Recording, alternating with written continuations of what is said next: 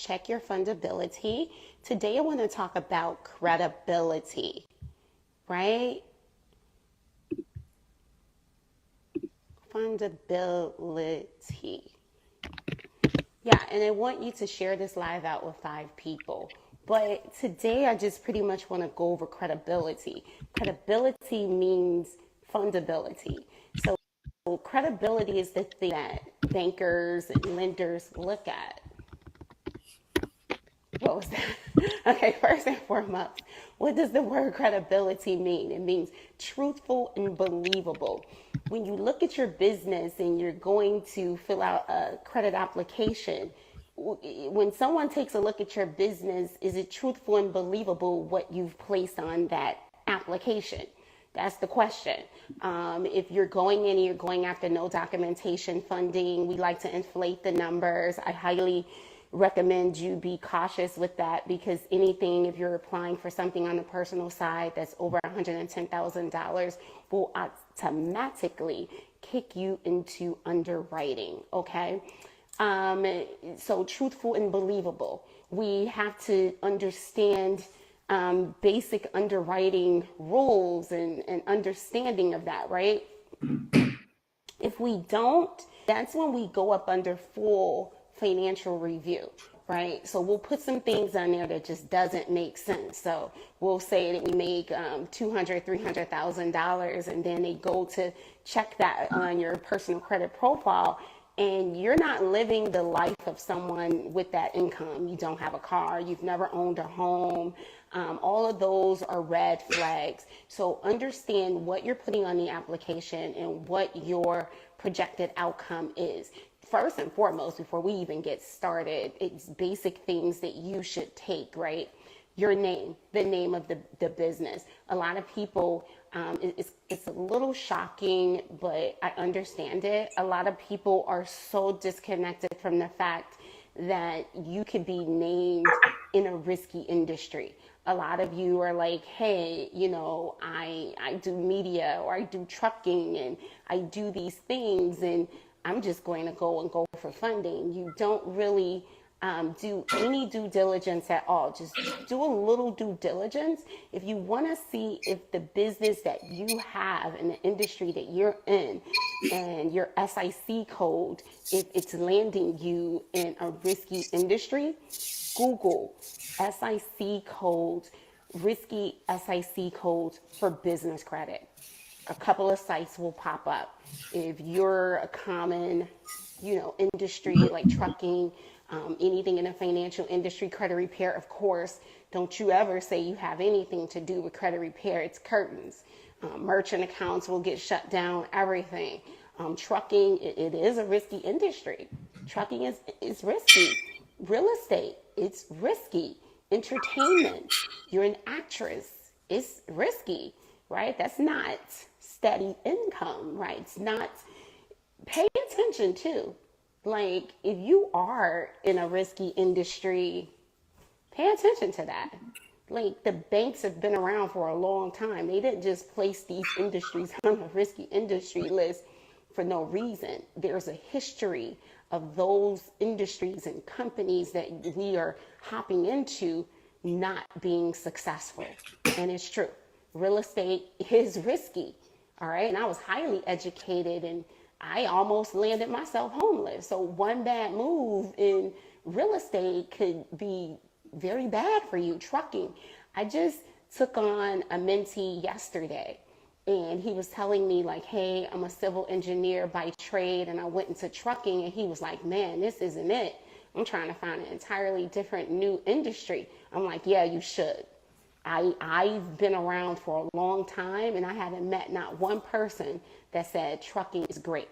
For some reason, when you're disconnected from what is happening in the industry, and you're a solopreneur, and you're not in groups, and you're not a part of mentorships, you can't stay close to the campfire. So of course you're making rookie mistakes, like I did. Like, I was pretty much a solopreneur, so I was doing what I thought was right. I wasn't even on the internet. Go figure. So at least a lot of you are running across people like me giving you information. When I was doing my short-term rental business, I was not on the internet. My toes was somewhere in sand. I was traveling, I was doing business offline. All right. So definitely the first thing you want to check is your business name, how it's named, and how it's categorized. You can check this by going to the Secretary of State and looking at type of business. A lot of you have forgotten what you've categorized your business as. So go to the Secretary of State's website, do a search for your business, and then you'll see business type. But if you're someone that's setting up an LLC or C Corp or an S Corp for the first time, check with your tax professional. Make it a habit of categorizing your company as any legal purpose. That way it gives you time to kind of like set it up properly, and then you can kind of figure out, what am I going to do with this business? Because a lot of the times we just abruptly go and create LLCs because we're so sure we're going into trucking, and only to find out that it fell through. Now we have a corporation set up at the Secretary of State categorized as trucking, but we're not even going into that industry. You know, you want to provide flexibility for yourself, and you want to find yourself a community. All right. So once you set that up, of course, repetition is king. You want to make sure you have a professional name. Name it as something that looks pleasing. My first business was Aquila Couture. I can't go in there, Miss Cash Flows LLC. They're like, Miss Cash Flows, like, what does that mean? What is that? You want to look professional, something that the underwriters are used to seeing that matches someone that's credible and believable on the application that said that their business is bringing in $220,000 a year, that their companies are named an acronym, AKS Incorporation, or AKS Solutions, or SKS Ventures, right? That's it. Do not be creative. You look unsophisticated. Who with any business acumen is going to put their first name in their business? I did. Aquila Couture. So they're like, she really doesn't know what's going on here. Let's see, does this person really make $200,000 a year? You know what? Show me your financials from the past 2 years. Matter of fact, send us some P&Ls. You know, we want to just confirm and make sure.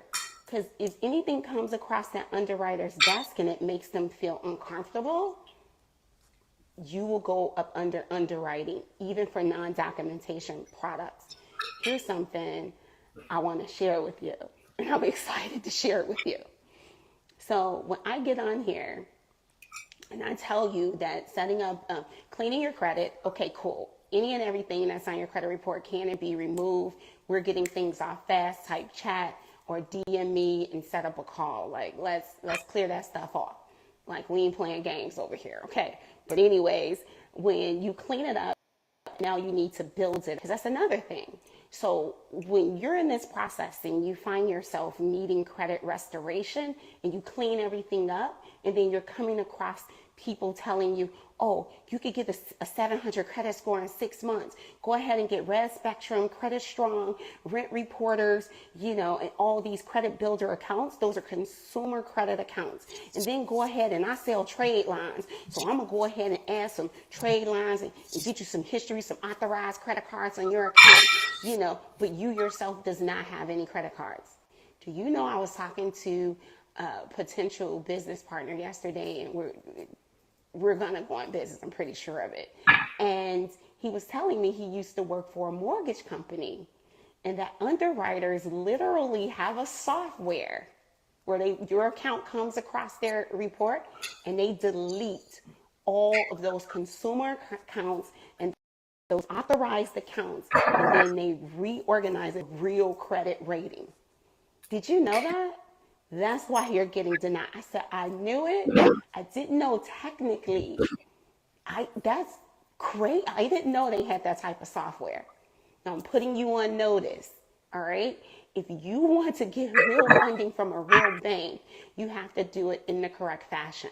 Maybe you take a look at your credit report today, all right? Type chat. Let's check your fundability, all right? Let's take a look. What's on there?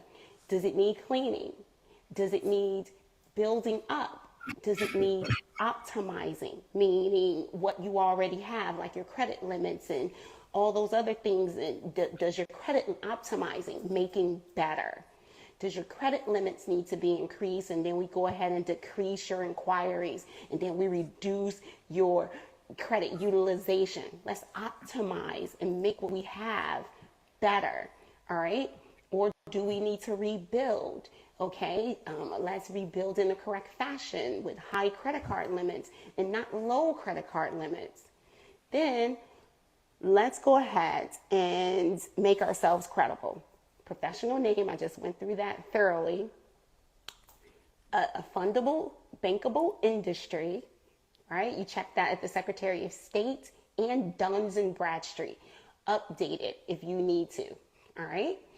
A professional email address, your info, your company name.com, right? Not Hotmail, Gmail, anything like that. A website, all right? A website doesn't need to be built out by a professional. We just need a web presence. Because if you think about it, anyone who's doing business in real life, they have an online presence.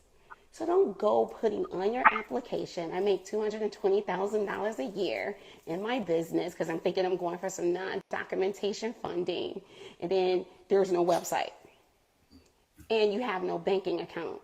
They pull that report.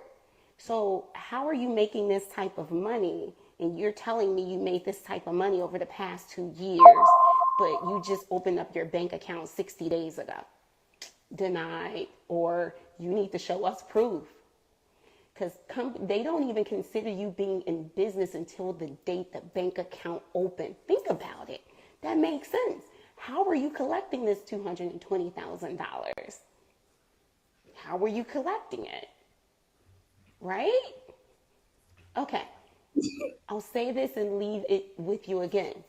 Those red spectrums, all those consumer accounts and authorized lines, they have software to delete that right off your report and recalculate the report with the real credit score.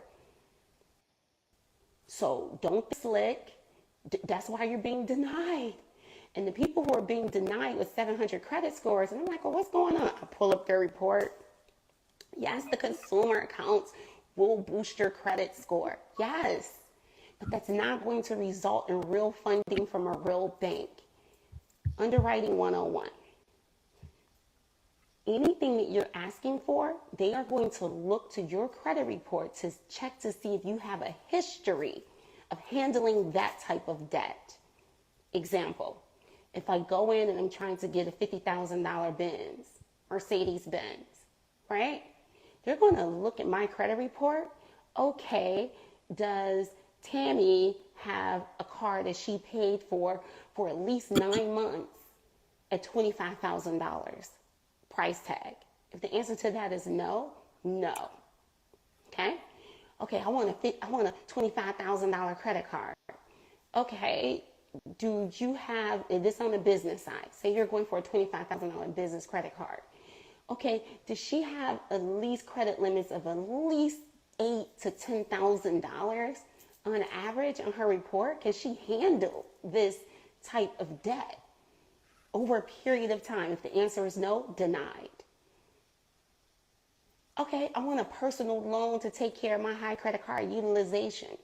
Okay, I want $50,000. Is there a history of at least $25,000 loan, installment loan of any type on the report? If the answer to that is no, your approval will also be no. All right, I hope this helps someone on this Tuesday, right? So be credible, understand what you're writing. The banks are not ignorant, but there are ways to create a fundable, bankable company, credible business. All you need to do is type the word chat, answer the questions, hop on a call with my team, and let's get funded. Be amazing, be great, guys.